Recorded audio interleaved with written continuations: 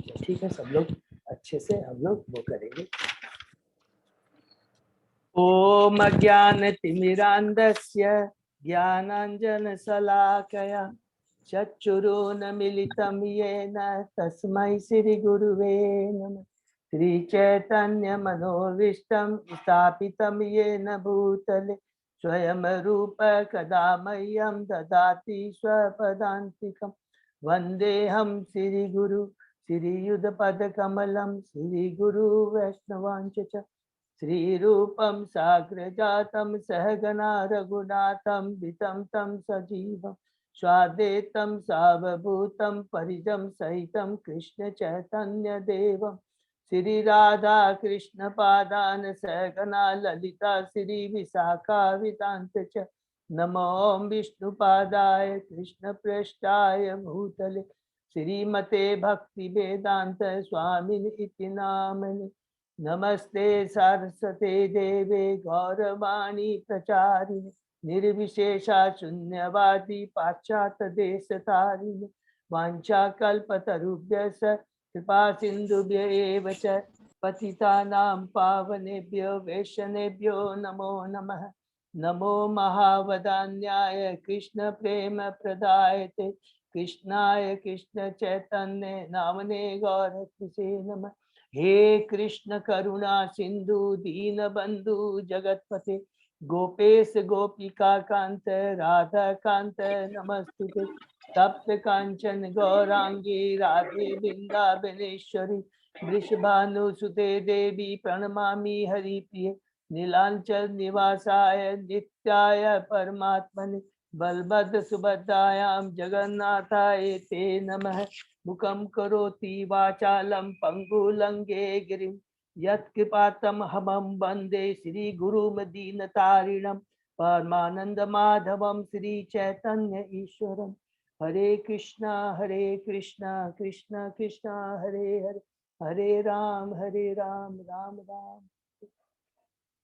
श्री श्री मंगलाचरण की जय। तो अब हम लोग सभी भक्तों में फिर से हार्दिक स्वागत है और हम लोग भगवद गीता हम लोग कैंटो 1 अभी कंटिन्यू कर रहे हैं। हरे कृष्ण प्रभु जी। हरे कृष्ण धन प्रणाम राखी माता जी। हरे कृष्ण प्रभु दंडवत प्रणाम। तो हरे कृष्ण धन प्रणाम जीना माता जी। प्रभु जी हरे कृष्ण राजकुमार हरि बोल। हरे कृष्णा जी सब भक्तों का फिर से एक बार हार्दिक। तो अभी हम लोग हरे कृष्णा प्रभु जी। हरे कृष्णा धन प्रणाम माता जी। हरे कृष्ण दंडवत प्रणाम। हरे कृष्णा धन प्रणाम माता जी। हरे कृष्णा श्री श्री। तो अभी हम लोग कैंटो 1 कंटिन्यू कर रहे हैं। तो कल हमने कैंटो 1 का जो प्रथम अध्याय है उसमें हमने शुरू किया था।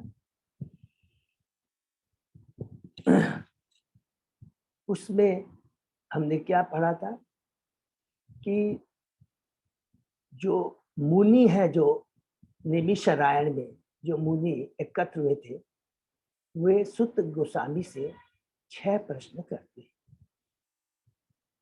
पहला प्रश्न क्या रहता है कि अल्टीमेटली जीवों का इस भौतिक कलयुग में अल्टीमेटली कैसे जीवों का उद्धार कैसे। दूसरा प्रश्न था उनका कि किस प्रकार ये जो पूरा भागवतम है, जो सारे वेद जो शास्त्र है उसका अल्टीमेटली निचोड़ क्या है। तीसरा प्रश्न था कि भगवान श्री कृष्ण ने वासुदेव देवकी के यहाँ जन्म के गर्भ से जो जन्म लिया उसका उद्देश्य क्या। चौथा भगवान के पुरुषा अवतार, भगवान के विभिन्न अवतारों के बारे में बताइए। तो मेनली इसमें जो प्रश्न है वो भगवान के पुरुषा अवतार के बारे में। पांचवा प्रश्न था कि भगवान की विभिन्न लीलाओं के बारे में बताइए। और छठा अल्टीमेटली है कि जो भगवान श्री कृष्ण जब इस भौतिक जगत से डिसअपीयर हुए तो भागवत ने कहाँ आश्रय लिया। ये तो हमने प्रथम 4 प्रश्न के बारे में डिटेल में पढ़ा, और ये पहले जो 4 प्रश्न, और उसके बाद में हमने बहुत इंपॉर्टेंट शिक्षाएं हमने प्राप्त की। उन सबसे पहले शिक्षा क्या था, जो मुनि लोग जो प्रश्न करते हैं वो किसके लिए प्रश्न करते हैं, वो अपने लिए नहीं, वो बद्ध जीवों के कल्याण के लिए, क्योंकि उनका पहला ही प्रश्न क्या होता है कि जीवों का कल्याण वास्तव में किसमें है। तो ये बहुत बड़ी चीज की तो ये पहली शिक्षा सब नोट करेंगे कि पहली शिक्षा क्या है, कि जो भगवान के शुद्ध भक्त होते हैं उनमें कोई अपना उनका स्वार्थ नहीं रहता है। वो जो भी कार्य करते हैं इस भौतिक जगत में आते हैं, उनका एकमात्र उद्देश्य होता है भगवान के आदेश का पालन करना, और भगवान का आदेश केवल एक ही है, क्या, जारे देखो तारे का उत्कृष्ट उपदेश हमारा आज्ञा गुरु तारे। ये कलयुग में भगवान चैतन्य महाप्रभु ने आके ये शिक्षा दी। उसी चीज को ध्यान में रखकर मुनियों ने पद जीवों के कल्याण के लिए पहला प्रश्न किया। दूसरा, यहाँ पर हमने एक शिक्षा ली थी कि हमेशा हमें जो भी कथा सुननी चाहिए, शास्त्र जो सुनने चाहिए, उन्हीं से सुनना चाहिए जो परंपरा से जुड़े हो। जब तक वो परंपरा से जुड़े नहीं हो उनसे हमें। तीसरा, हमने देखा था कि एक शिक्षा लिया कि जो हमें जो मालूम पड़ा, जो भगवान का जो नाम है, भगवान का नाम में कितनी आध्यात्मिक शक्ति जुड़ी है। यहाँ पर भगवान के नाम का बहुत सुंदर ग्लोरिफिकेशन किया गया कि भगवान के नाम में पूरी शक्ति। अगर हम हरि नाम का जप, भगवान का नाम हृदय से करते हैं, बिना के निस्वार्थ के पूर्ण श्रद्धा के संग करते हैं, तो क्या हमारा पूरा कल्याण हो सकता है, हमारा जीवन, मनुष्य जीवन सार्थक हो जाए। चौथा, हमने क्या पढ़ा कि जो भगवान के जो भक्त होते हैं, जो भगवान के भक्त होते हैं कितने पावरफुल होते हैं। अगर गंगा में अगर हम स्नान करते हैं तो हमारे पापों का नष्ट होता है, लेकिन शुद्ध भक्त के मुखार बिंद से उनको पूर्ण समर्पित करके, उनके शरणागत होकर करके, उनसे अगर हम भगवान की लीलाओं के बारे में श्रवण से कीर्तन करते हैं तो हमारी पाप करने की प्रवृत्ति ही नष्ट हो जाती है। और एक लास्ट में हमने क्या ज्ञान प्राप्त किया था, जो बीच में था, लास्ट में नहीं, कि इस कल युग के जो लोगों की प्रवृत्ति के उसके क्या लक्षण, कल युग के लोगों के क्या लक्षण हैं, उनका क्या होगा, मंद आयु, अल्प आयु, मंद बुद्धि, अभागे होंगे, और सदैव वो क्या है, विचलित रहेंगे। इन चीजों के बारे में हमने डिटेल में डिस्कशन किया, और अब आगे हम जो भी है, ठीक है। श्लोक नंबर प्रभु कितना, 16 तक हुआ था अजय प्रभु?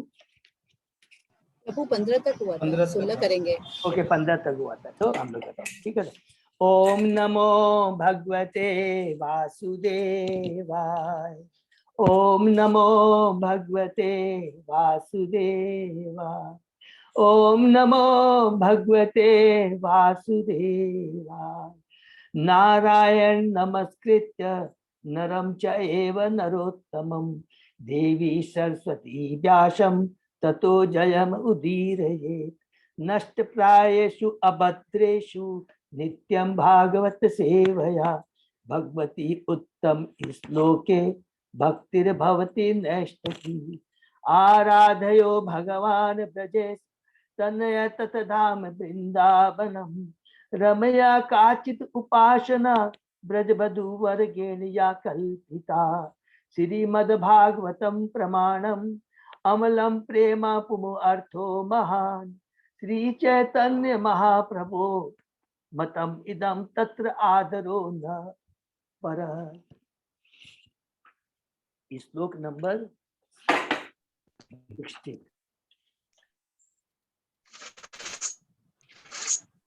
को वा भगवत तस्य पुण्य श्लोक इडय कर्मण, शुद्धि काम न शृणुयात यश कलिमल अप्रियत। इस कलह प्रधान युग के पापों से उद्धार पाने का इच्छुक ऐसा कौन व्यक्ति है जो भगवान के पुण्य यशों को नहीं सुन जाएगा। यहाँ पर भगवान के नाम का महिमा के बारे में, उनके यश के बारे में बताते हैं कि कौन ऐसा बद्धजीव होगा जिस जो भगवान का नाम और भगवान के नाम गुण लीलों का समन कीर्तन, वो नाम और वो जो भगवान, जो कि हमने पहले इस श्लोक में सुना कि भगवान कितने महान है, उनमें कितने गुण है और उनके नाम में कितनी शक्ति है, जो हमें इस भव सागर से पार दिला सकता है। भौतिक जगत में कोई भी ऐसी दूसरी चीज नहीं है जो हमें इस भव सागर से छुटकारा दिला सके, एकमात्र भगवान का नाम, जो कि भगवान के शुद्ध भक्तों के संग से करता है। तात्पर्य में प्रभुपाद जी बताते हैं, कलयुग अपने कलह प्रदान गुणों के कारण अत्यंत निकृष्ट है। यह पापोचारों से इस प्रकार परिपूर्ण है, थोड़ी सी नासमझी से बड़ी भारी लड़ाई हो जाती है। जनता के नेता शांति तथा मैत्री से रहने के लिए उत्सुक तो है, किंतु उन्हें भगवान की महिमा के श्रवण की सरल विधि के बारे में कुछ पता नहीं। देखिए, भगवान के महिमा के सरल श्रवण की सरल विधि कितना बढ़िया है। प्रभुपाद जी ने लिखा कि ये भगवान की जो नाम की विधि कितनी सरल है, लेकिन आसान नहीं है। सरल है लेकिन आसान नहीं है, क्योंकि ये कलयुग है। कलयुग में क्या है, हमारी मति तुरंत क्या होता है, इधर उधर भ्रमित हो जाती है। हम लोग भक्तों के चंगुल में आ जाते हैं, गत लोगों के चंगुल में आकर कर जीवन का लक्ष्य भूल जाते हैं और भौतिक इंद्रिय तृप्ति किससे ज्यादा से ज्यादा होती है उसके प्रति आकर्षित हो जाते हैं। इसके विपरीत ऐसे नेता भगवत महिमा के प्रचार के विरोधी है। दूसरे शब्दों में मूर्ख नेता भगवान के अस्तित्व को ही नकारना चाहते हैं। धर्मनिरपेक्ष राज के नाम पर ऐसे नेता प्रति वर्ष नई नई योजना बनाते हैं, किंतु भगवान की प्रकृति की दुर्लभ जटिलताओं के कारण उन्नति की ये सारी योजनाएं निरंतर विफल होती रहती है।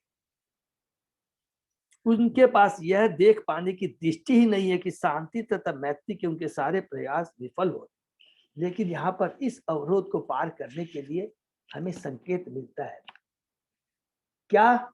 यदि हम वास्तविक शांति चाहते हैं, बहुत ध्यान से सुनेंगे, यदि हम वास्तविक शांति चाहते हैं तो हमें भगवान कृष्ण को समझने का मार्ग खोल देना चाहिए और उनके महिमामय कार्यों के लिए उनका यशोगान करना चाहिए, जैसा कि श्रीमद् भागवत के पृष्ठों में अंकित है। तो एकमात्र अगर हम अपना कल्याण चाहते हैं, कौन सा कल्याण? भौतिक नहीं, आध्यात्मिक कल्याण, जो हमें इस भौतिक जगत से छुटकारा था, तो हमें क्या है, भगवान श्री कृष्ण को समझना है, उनके कार्यों को समझना है और उनके कार्यों का यशोगान करना है। उनके कार्यों का यशोगान। बहुत। नेक्स्ट श्लोक, तस्य कर्माणि उदाराणि परिगीतानि सूरिभिः ब्रूहि न श्रद्धा लीलया ददत कला।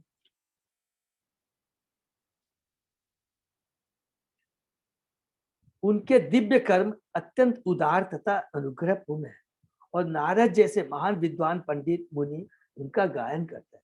अतः कृपा करके हमें उनके अपने विविध अवतारों में संपन्न साहसिक लीलाओं के विषय में बताइए, क्योंकि हम सुनने के इच्छुक हैं।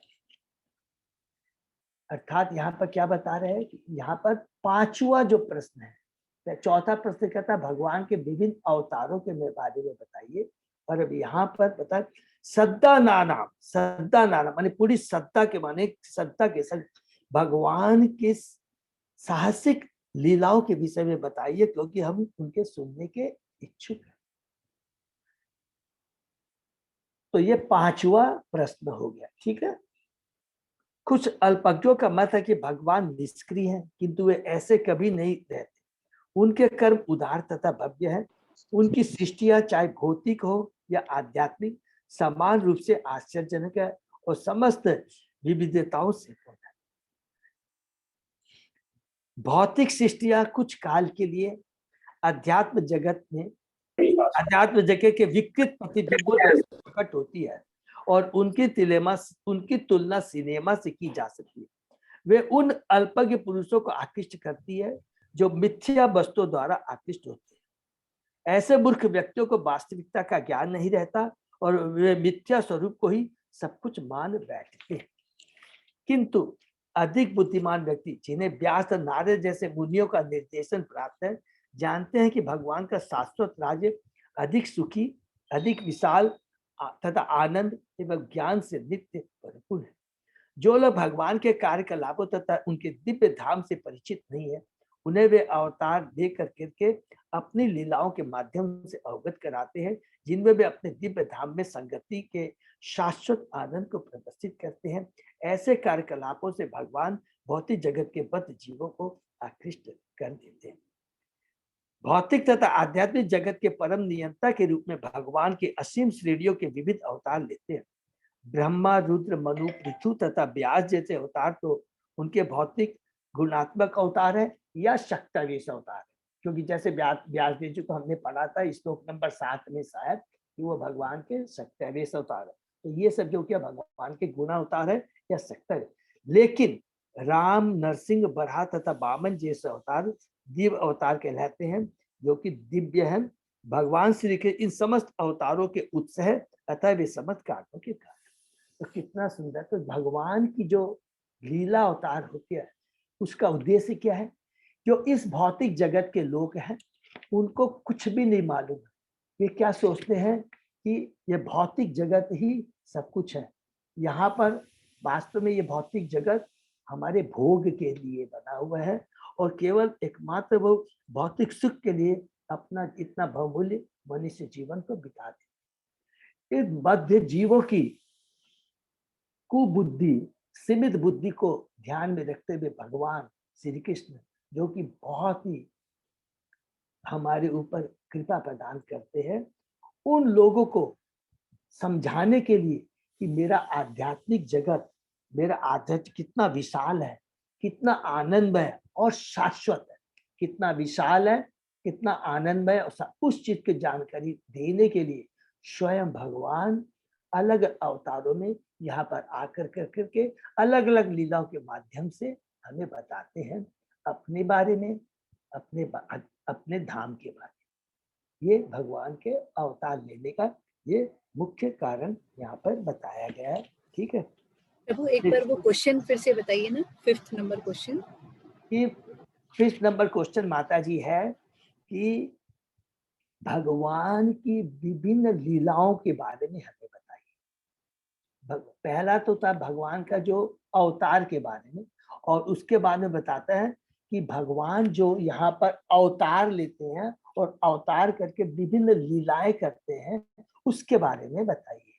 तो यहाँ पर हमने पढ़ा कि भगवान जो यहाँ विभिन्न लीलाएं लेते हैं, अलग अलग की बराह के रूप में आकर के, वामन देव के रूप में, आपके मत्स्य अवतार के बारे में, राम के अवतार में, नरसिंह के अवतार में, अलग अलग हम लीलाएं जो पढ़ेंगे आगे, जो हमने पढ़ा था विभिन्न लीलाओं के बारे में आते हैं और उनके आने का, आकर के लीला करने का उद्देश्य क्या होता है।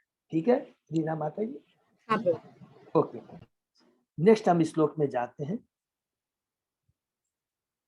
अथ आख्यायि हरे धीमन अवतार कथा शुभा लीला विदधर स्वयं ईश्वरस्य आत्म माया। हे बुद्धिमान सुत, कृपा करके हमसे भगवान के विविध अवतारों की दिव्य लीलाओं का वर्णन करें। परम निरंतर भगवान के ऐसे कल्याण पर साहसिक कार्य तथा उनकी लीलाएं उनकी अंतरंगा शक्तियों द्वारा संपन्न होते हैं। तो यहाँ पर पहले तात्पर्य पढ़ते हैं। भौतिक जगतों की उत्पत्ति, पालन तथा संहार के लिए भगवान स्वयं हजारों रूपों में अवतार ग्रहण करते हैं और इन विविध दिव्य रूपों में वे जो साहसिक कार्य करते हैं वे सभी कल्याण प्रद होते हैं। जो लोग ऐसे कार्यों के समय उपस्थित रहते हैं तथा जो ऐसे कार्यों की दिव्य कथाओं को सुनते हैं वे दोनों समान रूप से लाभान्वित होते हैं। तो यहाँ पर बताया है कि भगवान जो आते हैं इस भौतिक जगत में कैसे करते हैं, अपनी अंतरंगा शक्ति के द्वारा भगवान यहाँ पर आके लीला करते हैं। तो अंतरंगा शक्ति के द्वारा भगवान योग माया को इंस्ट्रक्शन देते हैं कि हे योग माया, तो कोई इंस्ट्रक्शन, और तभी भगवान यहाँ पर अलग अलग लीलाएं कर सकते हैं। जैसे कि गोवर्धन में भगवान ने जो लीलाएं की, वृंदावन में जो लीलाएं की है, वो योग माया भुला देती है भगवान, क्योंकि वो भगवान। और वो योग माया की शक्ति जो कि भगवान की अपनी ओन अंतरंगा शक्ति है, उसके माध्यम से ही भगवान यहाँ पर अलग अलग विभिन्न लीलाएं करते हैं। ठीक है, नेक्स्ट। वयम तु न वित्रीपयाम उत्तम श्लोक विक्रमे यत शृण्वताम रस ज्ञानाम स्वादु स्वादु पदे पदे। हम स्तोत्रों तथा स्तुतियों से यशोगान किए जाने वाले भगवान की दिव्य लीलाओं को सुनते अघाते नहीं। उनके साथ दिव्य संबंध के लिए जिन्होंने अभिरुचि विकसित कर ली है, वे प्रतिक्षण उनकी लीलाओं के श्रवण का आस्वादन करते हैं। देखिए कितनी सुंदर बात यहाँ पर लिखा है, जिन्होंने अभिरुचि विकसित कर ली है वे प्रतिक्षण उनके लीलाओं के श्रवण का आस्वादन करते हैं। अर्थात हमें जो भगवान की लीलाओं के बारे में जो सुनते हैं, बड़ी श्रद्धा के संग, पूरे मन के संग, पूरे हृदय के संग सुनना चाहिए। और एक बार जब वो रुचि पैदा हो जाती है तो उसका क्या है, प्रति क्षण सुनने की इच्छा होती है और दिव्य आनंद का अनुभव करते हैं। ठीक है, तात्पर्य में प्रभुपाद जी लिखते हैं, रामायण भारत तथा पुराण लिखित युगों के इतिहास है जिनमें भगवान के अवतारों की लीलाओं के अभिलेख है तथा बारंबार पढ़ने पर भी वे नए के नए लगते हैं। उदाहरणार्थ यदि कोई चाहे तो भगवत गीता जैसे में भागवत का आजीवन बारंबार पाठ करता रहे, फिर भी उसे उनमें नवीनता ही दिखेगी। लौकिक समाचार गतिहीन है और पदार्थ गतिहीन है। जिन लोगों में दिव्य विषयों को सुनने के लिए सुरुचि है, वे ऐसी कथाएं सुनते अघाते नहीं, माने उनकी सुनने की इच्छा सदैव बनी ही रहती है। लौकिक कार्यकलापों से मनुष्य शीघ्र तृप्त हो जाता है, किंतु दिव्य या भक्तिमय कार्यकलापों से कभी तृप्त नहीं होती। उत्तम श्लोक उस साहित्य को सूचित करता है जो अज्ञानता के लिए नहीं। लौकिक साहित्य तो तमोगुण ही होता है, किंतु आध्यात्मिक साहित्य सर्वथा भिन्न होता है। वह तमोगुण से परे होता है और इसे जो जो पढ़ा जाता है त्यों तो यह और प्रकाशवान बनता जाता है तथा इस दिव्य विषय की अनुभूति और अधिक होती जाती है। कितना सुंदर यहाँ पर बात लिखता है, तथाकथित मुक्त पुरुष अहम ब्रह्मास्मि शब्दों को बारंबार उच्चारित करते संतुष्ट नहीं होते। ब्रह्म की ऐसी कृत्रिम अनुभूति उबाऊ है, फलतः वे भी वास्तविक आनंद उठाने के लिए भागवत की कथाओं की ओर। जो लोग इतने भाग्यशाली नहीं है वे परार्थवाद और परोपकार की ओर बढ़ते हैं। इसका अर्थ यह हुआ कि मायावाद दर्शन लौकिक है, जबकि भगवत गीता से भागवत का दर्शन हरि बोल। तो लौकिक या जो भौतिक जो चीजें हैं उसको एक बार जितने भी चीजें हो हम भोग लीजिए, कितने भी बढ़िया से बढ़िया उपन्यास है, सिनेमा आप देख लीजिए, उसको हम ऊब जाएंगे। लेकिन जो भगवान का नाम है, भगवान की जो कथाएं हैं, जितना हम पढ़ते जाते हैं हमको दिव्य आनंद मिलता जाता है। इसका कारण क्या है? इसका कारण जो कि हमने पढ़ा था पिछले, भगवान के नाम और बोल में इतनी शक्ति है, जो हमारी जो भौतिक जो आसक्ति है, जो भौतिक चीजों के प्रति जो आसक्ति है, जो हम अंधकार में जो कि टेम्पोररी है, उसके प्रति हमारा डिटेचमेंट होता जाता है और भगवान के नाम गुणों के प्रति हमारा अटैचमेंट बढ़ता है। अर्थात वो वास्तव में आत्मा का भोजन है और जब आत्मा को उसका भोजन मिलता है तब उसको दिव्य आनंद की प्राप्ति। तो ये बहुत इंपॉर्टेंट है। भौतिक और आध्यात्मिक ये सारी बहुत चीजें जो भी भौतिक जगत में है, भौतिक है, टेम्परेरी है और इससे जो भी सुख मिलता है वो टेम्परेरी है, उससे हम बोर हो जाते हैं। लेकिन भगवान का नाम दिव्य है, इसको जितना भी सुना जाए उतना ही और सुनने की इच्छा बढ़ती ही जाती है। नेक्स्ट, कृतवान किल कर्माणि सह रामेण केशव अतिमत्तयानि भगवान गूढ़ कपट मानुष। भगवान कृष्ण ने बलराम सहित मनुष्य की भांति क्रीड़ाएं की और इस प्रकार से प्रच्छन्न रहकर उन्होंने अनेक अलौकिक कृत्य किए। यहाँ पर प्रभुपाद जी तात्पर्य भी कहते हैं, भगवान श्री कृष्ण इस प्रकार के अवतार न थे वे अपने आविर्भाव काल से ही भगवान थे। वे अपनी तथाकथित माता के समक्ष चतुर्भुज विष्णु रूप में प्रकट हुए थे और फिर अपनी माता के अनुरोध पर बालक के रूप में परिणित हो गए थे। इसके विपरीत पहले सैन्य पढ़ेंगे, कुछ जो लोग होते हैं कलयुग में पाखंडी होते हैं। वो लोग क्या करते हैं, कोई भी लोकप्रिय व्यक्ति कुछ योग शक्तियां दिखाकर तथा बाजीगारी से कुछ कर्तव्य दिखाकर लौकिक मत द्वारा भगवान का अवतार बन जाता है। लेकिन जो भगवान श्री कृष्ण का अवतार है वो ऐसा नहीं है। ठीक है, भगवत गीता में भगवान कहते हैं कि उनका जन्म था, उनके कर्म दिव्य है और जो भाग्यशाली व्यक्ति उनके जन्म तथा कर्म की दिव्य प्रकृति को जान लेता है वह तुरंत मुक्त होकर भगवत धाम को जाता है। इस प्रकार श्री कृष्ण के जन्म तथा कर्म की दिव्य प्रकृति का ज्ञान मुक्त होने के लिए पर्याप्त है। भगवान श्री कृष्ण की दिव्य प्रकृति का वर्णन 9 स्कंद में हुआ है और 10वें स्कंद में हमको उनकी विशिष्ट लीलाएं दी गई है, जो कि हमने डिस्कस किया था कि भगवान गीता के 4थे अध्याय के 9वें श्लोक में जन्म कर्म च मे दिव्यमेवं यो वेति तत्वतः त्यक्त्वा देहं पुनर्जन्म नैति मामेति शो अर्थ।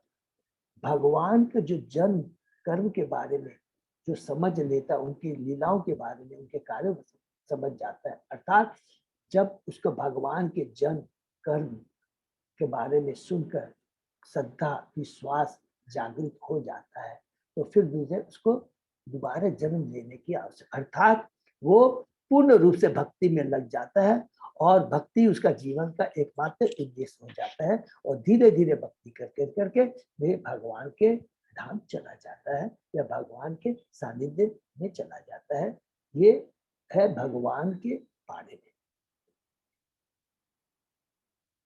पहले जो 9 स्कंद है जो हमने पढ़ा था, सब लोग ध्यान से सुनेंगे। इसीलिए है कि हम जितना भगवान के बारे में सुनेंगे, सुनते सुनते सुनते सुनते धीरे धीरे जब हम लोग 10वें ग्रंथ उनकी विशिष्ट लीलाओं के बारे में सुनते हैं और इस ग्रंथ को जो जो कोई पढ़ता है तो वह सब ज्ञात होता जाता है। किंतु यहाँ पर ध्यान देना आवश्यक है कि भगवान ने माता की गोद में से अपनी अलौकिक प्रसिद्धि की, उनके सारे के सारे कार्यकलाप अति मानवीय, यथा 7 वर्ष की आयु में गोवर्धन पर्वत को उठाना और ये सारे कार्य उन्हें वास्तविक भगवान सिद्ध करते हैं कि उन्होंने जो भी कार्य किए थे भगवान ने सारे क्या थे, अति मानवीय जो साधारण मनुष्य के द्वारा नहीं किए जा सकते हैं ये थे।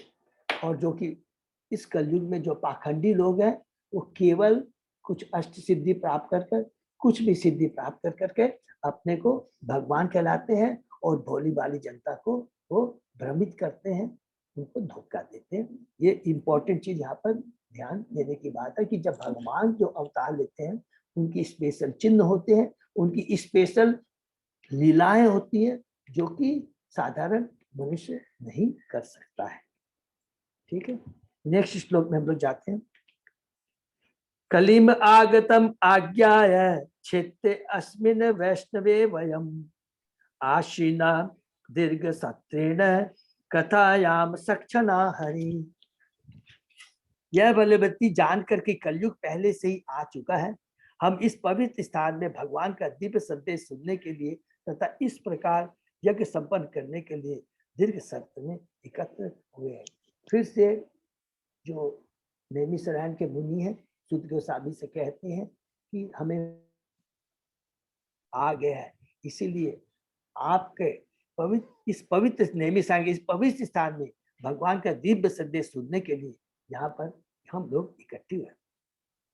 तो प्रभुपाद जी तात्पर्य में बताते हैं कि इस कलयुग में अधिकतम जीवन अवधि केवल 100 वर्ष है और वह भी कठिनाइयों से पूर्ण है। अतः इसमें आत्म साक्षात्कार के लिए जिस विधि की संस्तुति की गई है वह है भगवान के पवित्र नाम। क्योंकि आयु कम है, जो कि हमने पढ़ा था, बुद्धि मंद है, अभागे हैं, सदैव विचलित रहेंगे, इसलिए उनके लिए कलयुग में प्रभुपाद जी तात्पर्य बताते हैं वह है भगवान के पवित्र नाम, यश तथा उनकी लीलाओं का श्रवण और कीर्तन। नैमिषारण्य के ऋषियों ने यह विधि ऐसे स्थान में प्रारंभ की जो भगवत भक्तों के लिए ही था उन्होंने 1000 वर्ष की दीर्घ आयु तक भगवान की लीलाएं सुनने के लिए अपने को तैयार किया। इन ऋषियों के उदाहरण से हमें यह सीखना चाहिए कि भागवत का नियमित श्रवण तथा कीर्तन ही आत्म साक्षात का एकमात्र साधन है इस कलयुग के बद्ध जीवों के लिए। अन्य सारे प्रयास समय के अपव्यय मात्र है। ये बहुत इंपॉर्टेंट प्रभुपाद जी ने कहा। बाकी और जो भी क्रियाएं हैं, सब जो भी ज्ञान ध्यान कोई भी विधि है, वो सब क्या है, वो समय का अभी अपव्यय है, क्योंकि उनसे कोई लाभ का प्रदान नहीं। भगवान श्री चैतन्य महाप्रभु ने भागवत धर्म की इस पद्धति का उपदेश किया और यह भी बताया कि भारत भूमि में जन्म लेने वालों का यह दायित्व है कि वे श्री कृष्ण के संदेशों का, विशेष रूप से भगवत गीता के संदेश का प्रचार करें।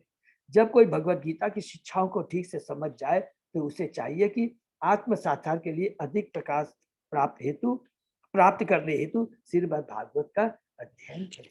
तो इस कलयुग में और कोई भी विधि है, जैसे हम लोग ज्ञान मार्ग की, ध्यान मार्ग की, ये क्या है, ये आत्म साक्षात्कार को देती है, लेकिन बहुत डिफिकल्ट और इम्प्रैक्टिकल। और बाकी जितनी भी जो है, हम जो एक्टिविटी, जो भी हम समय अपना बिताते हैं, वो क्या है, अपव्यय है। इससे हमारा आध्यात्मिक कल्याण नहीं हो सकता। तो हमें केवल क्या करना है, भगवान के नाम। हेलो का हरे कृष्णा प्रभु जी। हाँ माता जी बोलिए। अब आवाज नहीं आ रही प्रभु जी, बहुत कम आवाज आ रही है। हरे कृष्णा, बाकी भक्त बताएंगे। नहीं प्रभु जी आवाज कम आ रही है, बहुत कम आवाज कम आ रही है। हाँ बहुत कम आ रही है। प्रभु जी आवाज एकदम परफेक्ट है, मेरे ख्याल से आपकी तरफ से प्रॉब्लम नहीं है। ये जहाँ पे नेटवर्क का इश्यू होता है ना, उनके लिए थोड़ा प्रॉब्लम होता है। ओके, अरुण प्रभु ने बताया। संतोष माता जी थोड़ा काइंडली आप देखिए, ये नेटवर्क का ही प्रॉब्लम है। प्रभु जी देखती हूँ, दूसरी जगह बैठ के देखती हूँ प्रभु जी। ओके, हरे कृष्ण। हरे कृष्ण। नेक्स्ट श्लोक में हम जाते हैं। त्वम न संदर्शितो धात्रा दुस्तरम निस्थितिर्सताम कलिम सत्वहरम पुंसाम कर्णधार इव अर्णवम। हम जानते हैं कि देवी इच्छा ने हमें आपसे मिलाया है, जिससे मनुष्यों के सत्व का नाश करने वाले उस कली रूप दुर्लभ जिस सागर को तरने की इच्छा रखने वाले हम सब आपको नाभि के रूप में ग्रहण कर सके। हरि बोल। तो यहाँ पर वो उनको प्रशंसा करते हैं सूत गोस्वामी को, कि बार बार यही रिपीट करते हैं कि किस पर्पस से, किस उद्देश्य से हम लोग यहाँ पर इकट्ठे हुए हैं। तो ये हमें याद रखना कि जो मुनि है, जो भगवान के भक्त है, बार बार हम रिपीट करेंगे, क्योंकि ये रिपीट करने से क्या है, हमारी चेतना में आध्यात्मिक चेतना बढ़े। वो बार बार बताते हैं कि हम यहाँ क्यों इकट्ठे हुए हैं, क्योंकि ये जो कलयुग है, ये इस कलयुग के सागर को किस प्रकार हम माने पार कर सकते हैं। और हम लोग यहाँ पर इकट्ठे हुए हैं आप के शरण में, आपके एसोसिएशन में, जो कि कलयुग का, ये कलियुग का जो सागर है, जो कि दुखों से भरा हुआ है, पूरा विचलित है, वो आप नाविक के रूप में हम आपको ग्रहण कर करके हम इस नौका, इस सागर रूपी दुख रूपी सागर को आपको नाविक रूप में ग्रहण कर करके इसे हम पार कर सकते। बहुत ही सुंदर यहाँ पर मुनि बताते, गुणगान करते हैं सूत गोस्वामी की। तात्पर्य में प्रभुपाद जी लिखते हैं, कलयुग मनुष्य के लिए अत्यंत घातक है। यह मनुष्य जीवन तो आत्म साक्षात्कार के लिए के ही निमित्त मिला है, किंतु इस युग की करालता के कारण लोग जीवन के लक्ष्य को भूल चुके हैं। इस युग में आयु क्रमशः घटती जाएगी तथा लोग अपनी स्मृति, कोमल भावनाएं, बल तथा उत्तम गुण खो देंगे। इस युग की विषमताओं की सूची इस ग्रंथ के 12वें स्कंध में दी गई है। अतः जो लोग इस जीवन का उपयोग आत्म साक्षात्कार नहीं करना चाहते, उनके लिए यह युग अत्यंत दुष्कर है। लोग इंद्र तृप्ति में इतने अधिक व्यस्त हैं कि वे आत्म साक्षात्कार को पूरी तरह भूल चुके हैं। इस युग में सारी शिक्षा पद्धति इंद्र तृप्ति की ओर उन्मुख है, और यदि कोई विद्वान थोड़ा भी सोचे तो वह देखेगा कि इस युग के सारे बच्चे तथाकथित शिक्षा रूपी वैदिक घरों में जानबूझकर भेजे जा रहे हैं। अतः विद्वान पुरुषों को इस युग से सचेष्ट रहना है और यदि वे इस घोर कलयुग रूपी समुद्र को पार करना चाहते हैं तो उन्हें नैमिषारण्य के ऋषियों के पद चिन्हों का अनुसरण करना चाहिए और सुत गोस्वामी या उनके प्रामाणिक प्रतिनिधि को नाव के कर्णधार के रूप में ग्रहण करना चाहिए। श्रीमद् भागवत या श्रीमद् भगवत गीता के रूप में श्री कृष्ण का संदेश ही वह नाव है। हरि बोल। तो यहाँ पर प्रभुपाद जी तात्पर्य में बार बार कलयुग के दोषों के बारे में, कल युग के चापलूसी डुप्लीसिटी जिन लोगों में है, जो डिप्लोमेटिक है और बद्ध जीवों को, भोली वाली जनता को मिसगाइड कर सकते हैं, इससे दूर रहें। और हम किस प्रकार इस कलयुग में रहते हुए भी किस प्रकार शुद्ध भक्तों का संग करके शुद्ध गोस्वामी जैसे महान ऋषि के मुखारबिंद से भगवान की कथा को सुन करके कैसे हम इस भवसागर को पार कर सकते हैं, बार बार प्रभुपाद जी यहाँ पर बहुत सुंदर ढंग से प्रस्तुत करते हैं। नेक्स्ट, ब्रूहि योग ईश्वरे कृष्णे ब्रह्मणे धर्म वर्मणि स्वाम काष्ठाम अधुना उपेते धर्म कम शरणम गतः। चूंकि योगेश्वर परम सत्य श्री कृष्ण अपने निज धाम के लिए प्रयाण कर चुके हैं, अतः कृपा करके हमें बताइए कि अब धर्म ने किसकी शरण ग्रहण की है। तो ये लास्ट जो 23वां श्लोक है, इसमें नैमिषारण्य के मुनि जो छठा प्रश्न करते हैं कि जब भगवान इस भौतिक धरा से चले जाते हैं, डिसअपियर हो जाते हैं, उस समय जो धर्म है उसने किसकी शरण ली। तात्पर्य, धर्म मूलतः साक्षात भगवान द्वारा स्थापित आचार संहिता है। जब भी धर्म के सिद्धांतों का दुरुपयोग होता है या उनकी उपेक्षा की जाती है तो धर्म की स्थापना करने के लिए भगवान स्वयं अवतीर्ण होते हैं। इसका उल्लेख भगवत गीता में हुआ है। यहाँ पर नैमिषारण्य के ऋषि मुनि इन्हीं सिद्धांतों के विषय में पूछ रहे हैं। इस प्रश्न का उत्तर आगे दिया गया। श्रीमद् भागवत भगवान की दिव्य वाणी का स्वरूप है। इस प्रकार यह दिव्य ज्ञान तथा धर्म का पूर्ण स्वरूप है। तो हरे कृष्णा, हमने पहला अध्याय कंप्लीट किया जिसमें नैमिषारण्य के मुनि 6 प्रश्न करते हैं और मुझे पूरा आशा है कि हम सब भक्तों को बहुत क्लियर हो गया होगा। तो इस प्रथम अध्याय में 6 प्रश्न किए जा रहे हैं। पहला प्रश्न क्या है कि बद्ध जीव का अल्टीमेट कल्याण किसमें है, सारे शास्त्रों का वास्तविक निचोड़ क्या है, भगवान श्री कृष्ण ने देवकी वासुदेव के पुत्र में क्यों जन्म लिया, भगवान के अवतारों के बारे में बताइए, भगवान की लीलाओं के बारे में बताइए, और अंत में जब भगवान इस भौतिक धरा को छोड़ के चले गए तो धर्म ने कहाँ स्थान ग्रहण किया। ये हमने 6 प्रश्न के बारे में पूछ समझा। और उसके बाद में बहुत इंपॉर्टेंट चीजें हमने पढ़ी।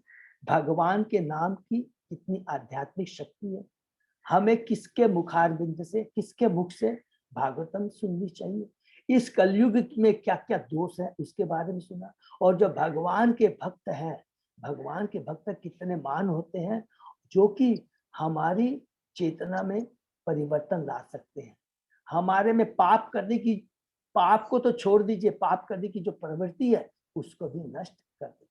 तो ये प्रथम अध्याय में हमने डिटेल में डिस्कशन किया। अब हम चैप्टर 2 में। हरे कृष्णा प्रभु जी, ये 6 क्वेश्चन के ऊपर ही पूरी भागवत है क्या? माता जी, इसके अंदर में ही पूरी भागवतम का दिया गया, पूरा 100% जो ये बेस है भागवतम का, यही 6 प्रश्नों के ऊपर है। बिल्कुल आपने सही कहा है। इसलिए पहला कैंटो बहुत इम्पोर्टेंट है, पहला अध्याय बहुत इम्पोर्टेंट है। तो अब हम लोग अध्याय 2 में प्रवेश करते हैं। प्रभु जी, एक छोटा सा प्रश्न पूछें क्या? हाँ प्रभु, बिल्कुल प्रभु, बिल्कुल। प्रभु जी, ये नैमिषारण्य में ये जो गैदरिंग हुई, ये किस समय हुई? तो मतलब कितने साल पहले की बात होगी या कब की बात होगी? प्रभु इसमें लिखा हुआ है, देखिए आपने एक में पढ़ा होगा, जस्ट यहाँ पर लिखा है कि लास्ट श्लोक में, थोड़ा सा मैं आपको बता दूं। हाँ। नैमिषारण्य के ऋषियों ने यह विधि ऐसे स्थान में प्रारंभ की जो भगवत भक्तों के लिए था। उन्होंने 1000 वर्ष की दीर्घ अवधि तक भगवान की लीलाएं सुनने के लिए अपने को तैयार किया। अच्छा, कलयुग में तो प्रभु 100 ही वर्ष की आयु है। हाँ हाँ बिल्कुल तो ठीक। इट वाज जस्ट एकदम एंड माने आप समझ सकते हैं कि बिगिनिंग ऑफ कलयुग बोल सकते हैं, बिगिनिंग ऑफ कलयुग ओके, अच्छा, मतलब ये अभी 100 साल पहले की बात नहीं है ये, है प्रभु। इसका मतलब ये 100-200-400 साल पहले की बात नहीं है ये। नहीं प्रभु, नहीं प्रभु, क्या हुआ कि देखिए 2 चीज में हमको समझ में आएगा। उन्होंने तीनों क्रॉस चेक करता है। आपका बहुत अच्छा प्रश्न है प्रभु। लास्ट में 23वें श्लोक में नेमिसारण्य के मुनि क्या क्वेश्चन करते हैं कि भगवान के परायण के बाद धर्म ने कहा करेक्ट, वो लिया, धर्म ने Right. कहा स्थान लिया। इसका मतलब क्या हुआ कि जो अपना द्वापर युग था, भगवान श्री कृष्ण अवतार लिए द्वापर युग के अंत में, ध्यान से सुनिए। Correct.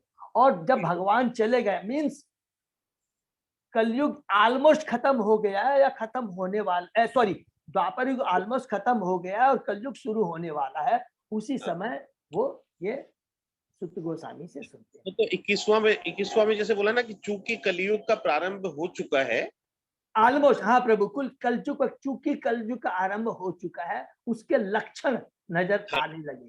आप हम Correct. लोग जब लास्ट में भी पढ़ेंगे ना प्रभु, परीक्षित महाराज का भी, उसमें भी यही चीज आएगा। जो 19-17वें जो भी लास्ट है उसमें भी यही चीज रहेगा कि कलयुग का ऑलमोस्ट आरंभ हो चुका हरे है। कृष्णा प्रभु जी। और कलयुग उस समय, एक क्षण माता जी, और कलयुग उस समय प्रश्न करता है, ये जो कली प्रश्न करता है, आलम हो चुका कि तुमने तो अब मैं कहाँ स्थान, मेरा स्थान कहाँ पे है, हाँ बिल्कुल, वो पूछता। तो इट इज जस्ट कलयुग ऑलमोस्ट स्टार्ट हो गया था।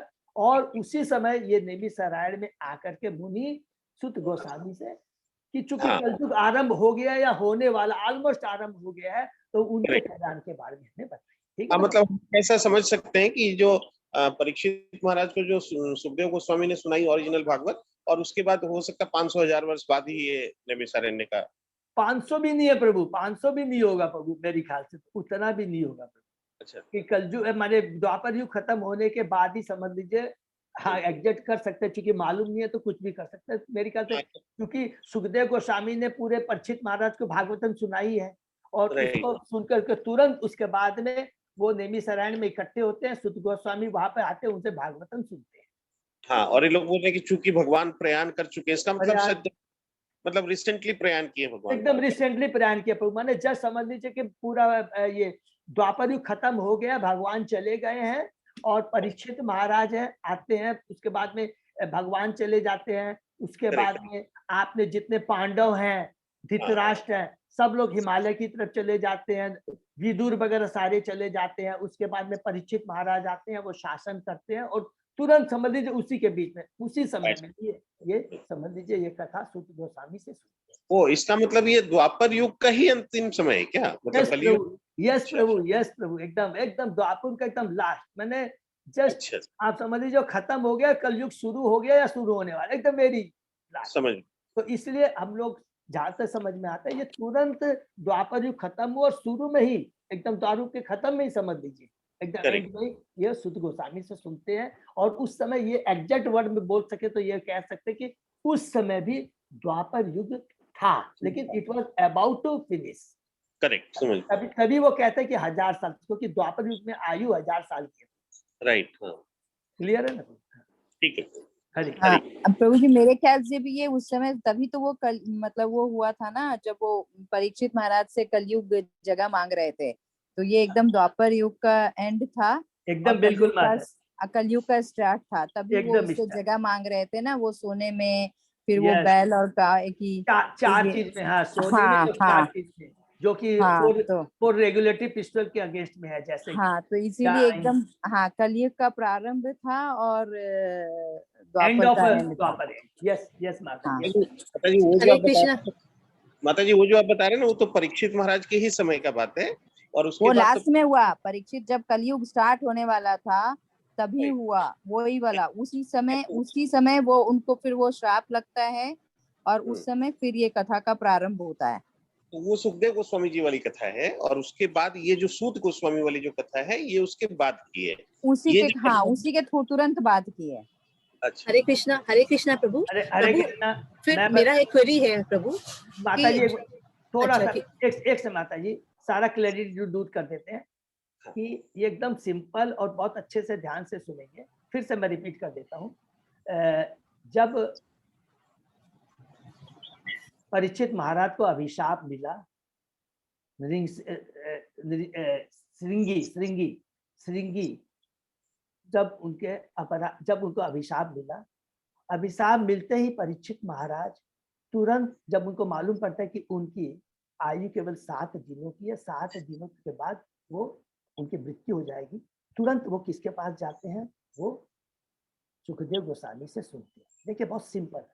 और सुखदेव गोस्वामी से पूरी 7 दिन की भागवतम सुनने के बाद में ही यहाँ पर बोला गया है कि मुनि क्या बोलते हैं कि आपने, हे सुत गोस्वामी, आपने जो भागवतम सुनी है, जो कि सुखदेव गोस्वामी ने किसको सुनाई है? परीक्षित महाराज को सुनाई है, वो कथा हमें सुनाई है। अर्थात परीक्षित महाराज लास्ट में जब भागवतम कथा सुनते हैं सुखदेव गोस्वामी से, उसके बाद ही उसके तुरंत बाद ही वो ये कथा सुत गोस्वामी इनको नेमिषारण्य को सुनाते। सबको एकदम क्लियर है? तो बीमा माता जी ने भी कहा एकदम, तो प्रभु अरुण प्रभु एकदम ये, क्योंकि ये एकदम एंड है, समझ लीजिए, एंड इट वाज एकदम इसका द्वापर युग का एंड है। ठीक है प्रभु, मेरा फिर एक क्वेश्चन है, फिर ये जो चैप्टर है ये पूरा मुनियों की जिज्ञासा है, तो ओरिजिनल जब भागवतम लिखी थी व्यास देव ने, तो ये चैप्टर क्या उस टाइम उसमें नहीं था? क्योंकि इसमें तो हम लोग पूरा ही नैमिषारण्य के बारे में पढ़ रहे हैं ना। तो जब सुखदेव गोस्वामी ने परीक्षित महाराज को सुनाया, तो फिर तो ये चैप्टर भागवतम का पार्ट नहीं था क्या? ये चैप्टर फिर बाद में डाला गया है? नहीं, माता जी मैं आपको बहुत अच्छे से बता रहा हूँ। ये जो आपने प्रश्न किया, भागवतम, बहुत सब लोग ध्यान से सुनेंगे कि ये जो पूरी भागवतम है, सुखदेव गोस्वामी जी ने उनको सुनाई है परीक्षित महाराज को, तो वो भागवतम पूरी कथा हो गई है। उसके बाद में ये जो कथा है, सबसे पहले क्या है? पहले आप किसका प्रश्न करती है? भागवतम कब लिखी गई उसकी बात कर रहे हैं या किसकी कर रहे हैं? नहीं प्रभु, मैं बोल रही हूँ इस चैप्टर में तो हमने पूरा नैमिषारण्य के बारे में ही हम लोग पढ़ रहे हैं कि मुनि जिज्ञासा कर रहे हैं सुत गोस्वामी से। हाँ, तो ये तो बाद का पार्ट हो गया ना। जब सुखदेव गोस्वामी ने परीक्षित महाराज को कथा सुनाई, तो उस टाइम तो ये वाला चैप्टर नहीं था ना? नहीं था। हाँ, मेरा यही क्वेश्चन था। और दूसरा ये है कि सुत गोस्वामी, क्या उन्होंने भी, जब सुखदेव गोस्वामी ने कथा सुनाई, तो सुत गोस्वामी जी ने भी सुनी थी क्या, अपार्ट फ्रॉम परीक्षित महाराज? बिल्कुल, दोनों का एक एक करके प्रश्न का जवाब देता हूँ। रीना माता जी, यहाँ पर एकदम, जब सुखदेव गोस्वामी ने परीक्षित महाराज को कथा सुनाई, उस समय 100% सुत गोस्वामी वहां पर विराजमान थे। और इसीलिए नेमिषारण्य के मुनियों ने से कहा है कि आपने जो हे सुत गोस्वामी, जो कि आप भगवान के शुद्ध भक्त हैं, सुखदेव गोस्वामी ने परीक्षित महाराज को जो लीला सुनाई, उस समय आपने जो सुना है वो हमको बताइए। तो बहुत सिंपल है कि पहले उन्होंने कथा सुनी है और सुखदेव गोस्वामी ने कथा सुनी है। कथा सुनने के बाद में सुत गोस्वामी नेमिषारण्य में आते हैं, और नेमिषारण्य में जो मुनि थे, सनकादि मुनि, माने सनक मुनि, और उनके जो नेतृत्व में जितने भी महामुनि थे, सब लोग वहां इकट्ठा होकर करके सुत गोस्वामी से प्रार्थना करते हैं उस भागवत कथा को सुनने के लिए। अब आपका दूसरा प्रश्न ये है कि ये कैसे हुई? तो ये चीज तो सिंपल, यहाँ पर नेमिषारण्य के मुनि जो है, वो जो भागवतम कथा हो चुकी है उसी के बारे में तो पूछ रहे हैं। नहीं, मेरा ये क्वेश्चन नहीं है प्रभु। मेरा ये क्वेश्चन है कि भागवतम तो लिखी जा चुकी थी। बिल्कुल लिखी जा चुकी है। सुखदेव गोस्वामी जी ने परीक्षित महाराज को सुना दी वो भागवतम। एक करके बताऊंगा। पहले आपने प्रश्न किया कि भागवतम लिखी जा चुकी थी। बिल्कुल भागवतम लिखी जा चुकी थी। क्यों लिखी जा चुकी? भागवतम लिखने जाने के बाद में ही उस भागवतम को जिसने व्यासदेव मुनि ने लिखा है, उन्होंने वो सबसे पहले वो भागवतम का ज्ञान पूरा सुना। किसने सुना था? सुखदेव गोस्वामी ने अपने पिता व्यासदेव से। ठीक है, एकदम क्लियर हो गया। तो हाँ प्रभु। अब उसके बाद में प्रश्न, तो ये भागवतम फिर उन्होंने परीक्षित महाराज को सुना दी। किसने? ठीक है, सुखदेव गोस्वामी जी ने। हाँ बिल्कुल बिल्कुल एकदम सही बात। यहाँ तक ठीक है। फिर उसके बाद में ये जो नैमिषारण्य में आके जो ऋषि मुनि जब सुन रहे हैं, जब वो पूछ रहे हैं सुत गोस्वामी जी को, तो ये पूरा जो चैप्टर है ये तो उसी पर आधारित है ना कि मुनियों की क्या जिज्ञासा है। तो मेरा क्वेश्चन था, ये चैप्टर फिर बाद में डाला गया, मतलब पहले ये चैप्टर नहीं था? प्रभु जी मैं बोलूं क्या एक बार? हाँ बोलिए प्रभु। रीना माता जी, आपने जो कहा वो बहुत एनालिसिस एकदम परफेक्ट है। ये जैसे मान लीजिए हम लोग भगवत गीता का तो कई बार पढ़ लिए, तो मैं एक बार भगवत गीता से बात करूं अगर, तो स्टार्टिंग में क्या है, धृतराष्ट्र संजय को क्वेश्चन करता है कि मेरे पुत्र और वो लोग क्या कर रहे हैं। फिर संजय उसको बताता है बैकग्राउंड के बारे में कि ये इकट्ठे हुए हैं। और उसके बाद में स्टार्टिंग होता है कि अर्जुन कहाँ से बोल रहा है। वो जब बोलते हैं कि अर्जुन वाच है, अर्जुन ये बोल रहा है। तो एक्चुअल जो भगवद गीता का ज्ञान है वो तो अर्जुन और कृष्ण के बीच का संवाद है, ठीक है। वो जो संवाद है, जबकि टोटल 700 श्लोकास हम लोग देखते हैं भगवद गीता में, तो मान लीजिए उसमें से 30-35 श्लोका जो संजय का है और धृतराष्ट्र का मिला के धृतराष्ट्र का एक है, तो वो तो भगवद गीता वाला संदेश का पार्ट नहीं है, ठीक है ना। वो इसका मतलब क्या हुआ, अगर हम कैलकुलेशन में से मैथमेटिकली करें कि सपोज 30 श्लोकास संजय और धृतराष्ट्र के मिला के हैं और 670 श्लोका अर्जुन और कृष्ण के बीच में, तो एक्चुअल भगवत गीता तो 670 श्लोका की है। और ये बैकग्राउंड है। उसी तरह ये भागवतम में मान लीजिए टोटल 18,000 श्लोका है जो हम लोग देख रहे हैं। इसमें से अभी जो हम लोग पढ़ रहे हैं ये समझ लीजिए बैकग्राउंड ही है। अभी भागवतम की कथा तो शुरू नहीं हुई। कथा शुरू होने से पहले अभी सौनक आदि ऋषि लोग सूत गोस्वामी को पूछ रहे हैं, वो सब बता रहे हैं। भागवतम की शुरू होगी जब आगे बताना शुरू करेंगे, है ना। तो मैं ठीक बोल रहा हूँ क्या?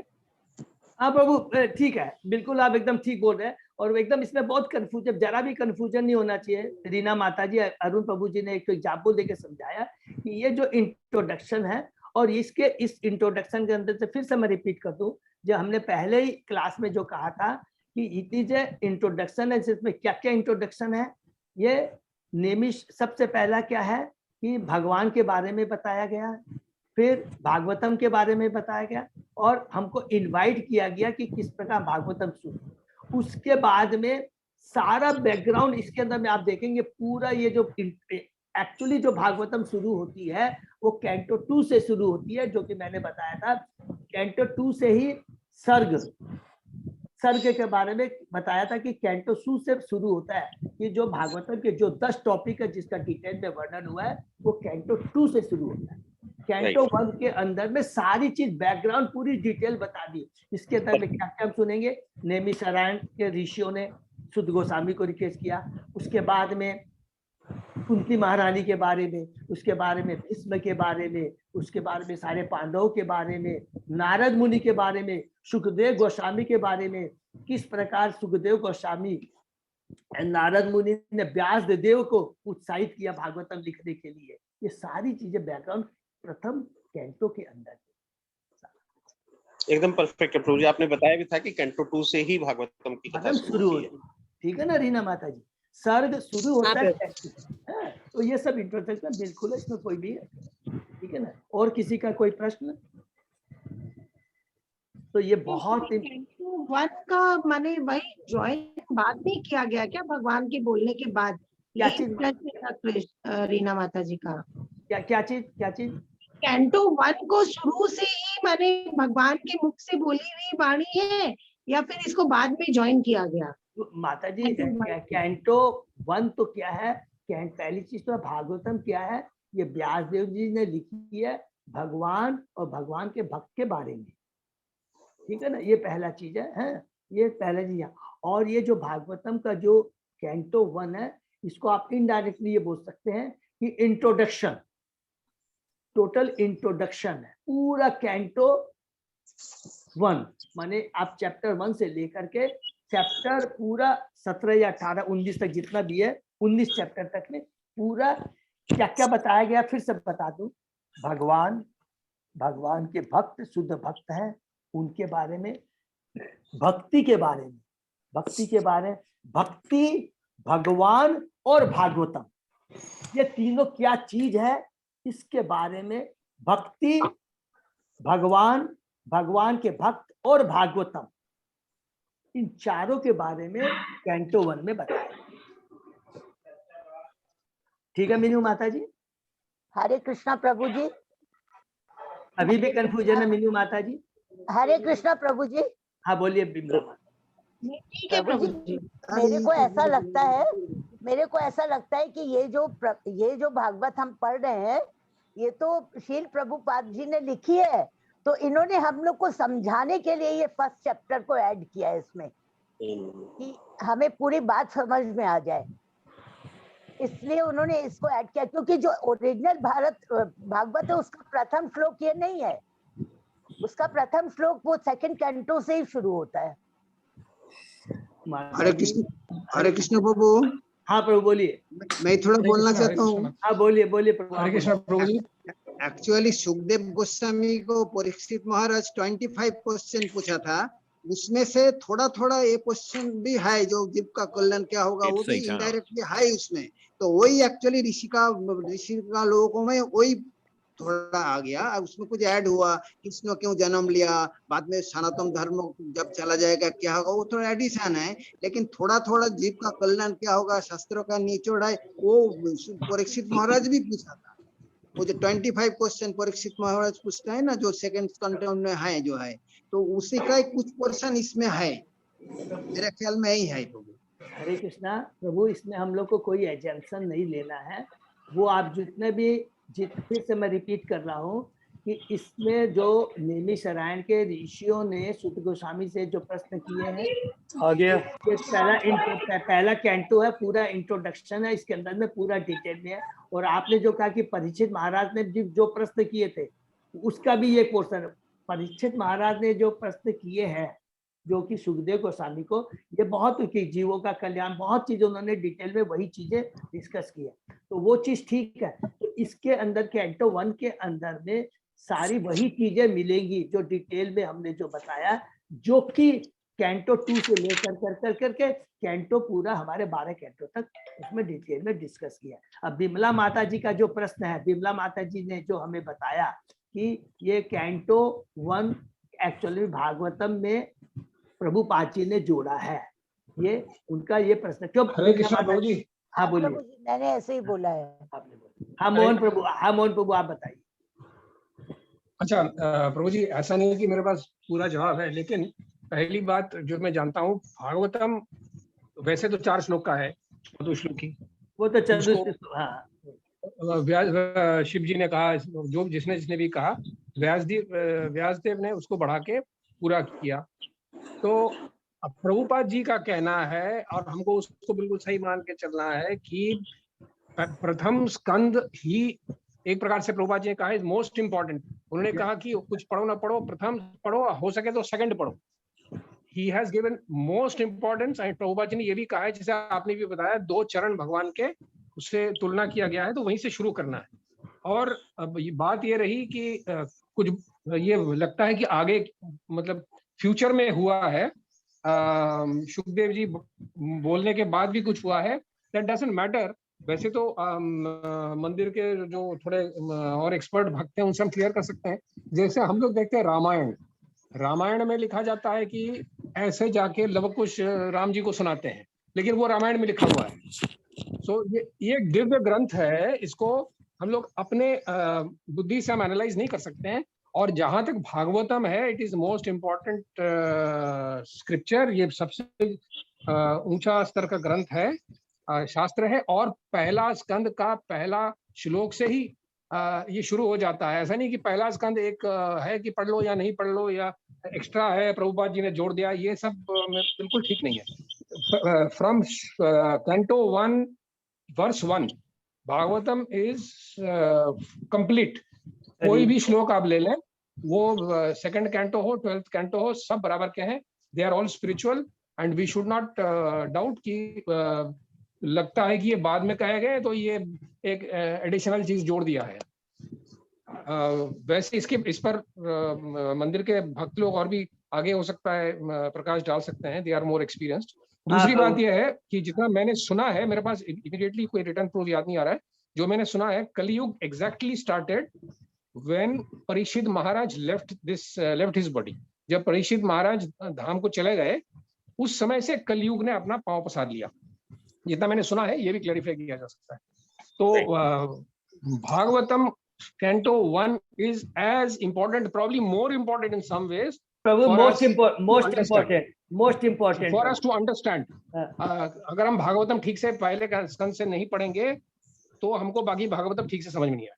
हरे कृष्ण। बिल्कुल, हरे कृष्ण। बहुत बहुत धन्यवाद, क्योंकि मोहन प्रभु और सब भक्तों के लिए 1 मिनट और समय लेते हैं, हमारा समय हो चुका है कि ये जो सारी चीजें हैं कि ये भागवतम का ये पाठ है कि नहीं, जैसे कि मोहन प्रभु ने बताया कि वो चीज बहुत ज्यादा इम्पोर्टेंट है या नहीं, उसमें हम लोग दिमाग, फिर भी हम लोग अपनी जिज्ञासा के साथ में हम जरूर जानने का प्रयत्न करेंगे। लेकिन कैंटो 1 इज मोस्ट इम्पोर्टेंट, क्योंकि इतने सिंपल चीज है कि जिसके प्रथम श्लोक में भगवान के जो 7 जो विशेष गुणों के बारे में बताया, भागवतम क्या चीज उसके बारे में बताया गया है सेकंड श्लोक में, और थर्ड श्लोक में हमको बताया गया है कि किस प्रकार भगवान क्या चीज है और किस प्रकार हम बद्ध जीवों को इसका ग्रहण करना चाहिए, ठीक है ना। और पूरे कैंटो 1 के अंदर में जितने भी भागवतम के जितने भी पात्र हैं उनका डिटेल में वर्णन किया गया। स्पेशली आप देखेंगे भीष्म के बारे में, पांडव के बारे में, कुंती महारानी की प्रार्थनाओं के बारे में, ये सारी चीजें डिटेल में बताई गई है। तो it can never be A separate part of Bhagavatam, ये कभी नहीं हो सकता है, इसलिए आपको कभी ऐसा सोचना नहीं चाहिए।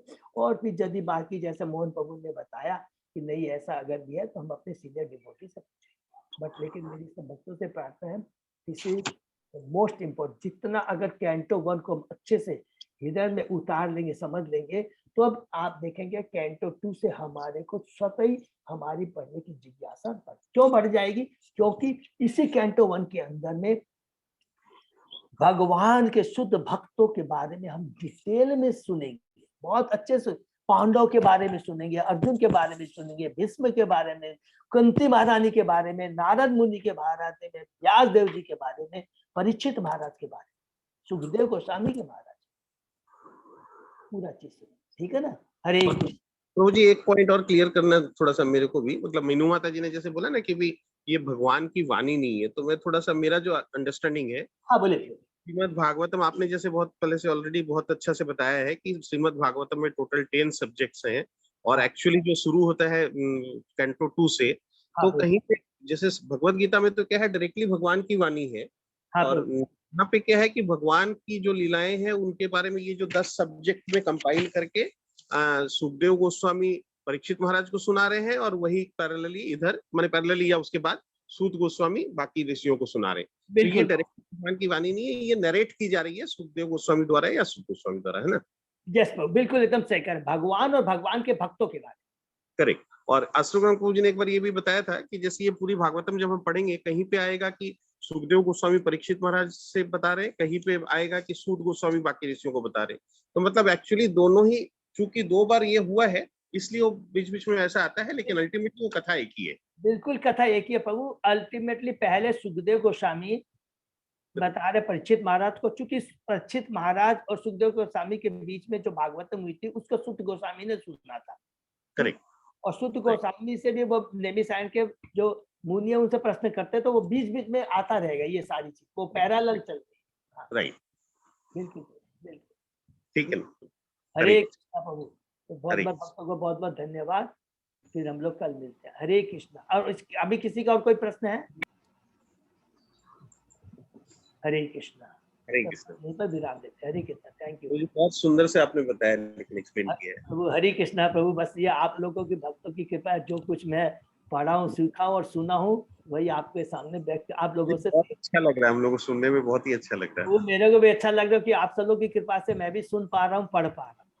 हरे कृष्णा प्रभु। हरे कृष्णा। वास्तव में प्रभु फर्स्ट चैप्टर में ना कहीं कोई डाउट नहीं है, फर्स्ट चैप्टर बहुत सुंदर है, जितना हमने अभी तक पढ़ा और समझा। मुझे बेस्ट पार्ट लगा कि जो नाम के ऊपर इसमें एक पॉइंट आपने बताया ना कि हम लोग हमेशा बोलते हैं ना कि हम लोग को भगवान का नाम में हायर टेस्ट मिलेगा। वो जो हम लोग मिठाई की दुकान वाला भी एग्जाम्पल हमेशा कोट करते हैं, बट उसके साथ इस बार ये भी एक पॉइंट क्लियर हो गया, क्योंकि हमारे हृदय में दुर्गुण है, हमारा हृदय सरल नहीं है, इसलिए शायद हम लोग वो हायर टेस्ट को फील नहीं कर पा रहे हैं। बिल्कुल माता जी। पॉइंट मुझे सबसे बेस्ट लगा प्रभु। तो मुझे कहीं पर भी कोई डाउट नहीं है बस एक क्लैरिटी, मतलब इसलिए कि ये शायद बाद में लिखा गया है, इसलिए मैंने वो क्वेश्चन रेज किया था।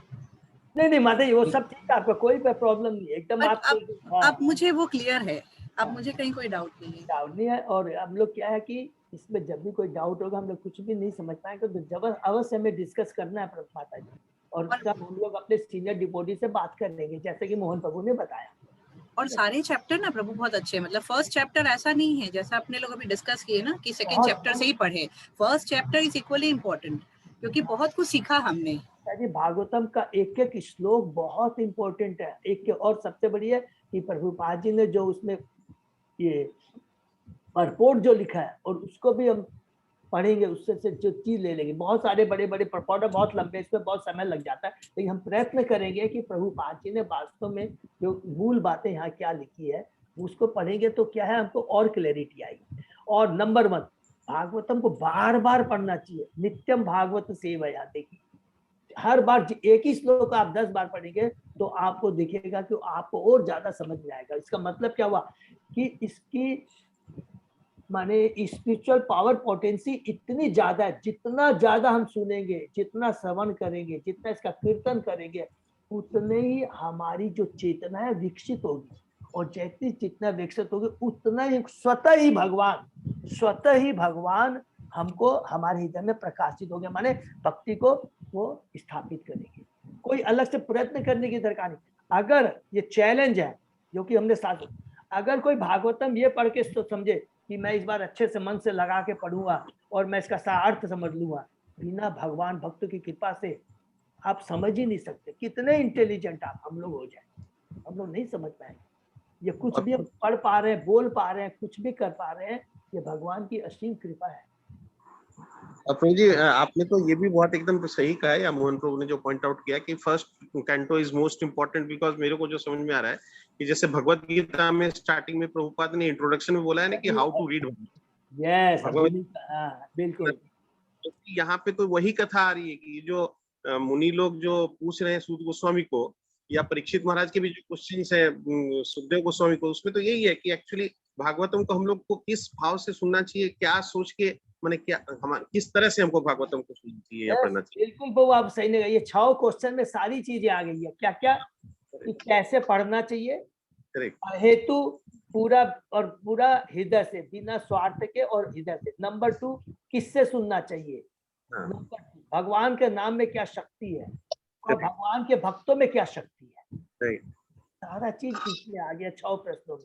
तो ये जब क्लियर होगा तब तक तो हम भागवतम को एक्चुअल में प्रॉपर्ली ले ही नहीं पाएंगे, समझ ही नहीं पाएंगे प्रभु। और अभी आप देखिएगा हम लोग चैप्टर 2 से शुरू करेंगे, 6 क्वेश्चन का एक एक जवाब हम सुनते जाएंगे, करते जाएंगे, तो आप देखिएगा जब कैंटो 1 खत्म हो जाएगा तो हमें पूरा विश्वास है, जैसा शास्त्र बोलते हैं कि हमको पूरी चीज क्लियर हो जाएगी, और भागवतम को सुनने की, भगवान के भक्तों के का एसोसिएशन करने की इच्छा और ज्यादा जागृत हो जाएगी। ये समय तो ये बहुत इंपॉर्टेंट है कैंटो। हरे कृष्णा, हरे बोल। यही हम लोग समाप्त करते हैं। हरे कृष्ण। मैं विराम दो प्रोग्राम को। हरे कृष्ण प्रणाम। हरे कृष्ण प्रभु जी, दंडवत प्रणाम। दंडवत प्रणाम प्रभु। हरे कृष्णा, हरे कृष्णा। हरे कृष्णा प्रभु जी।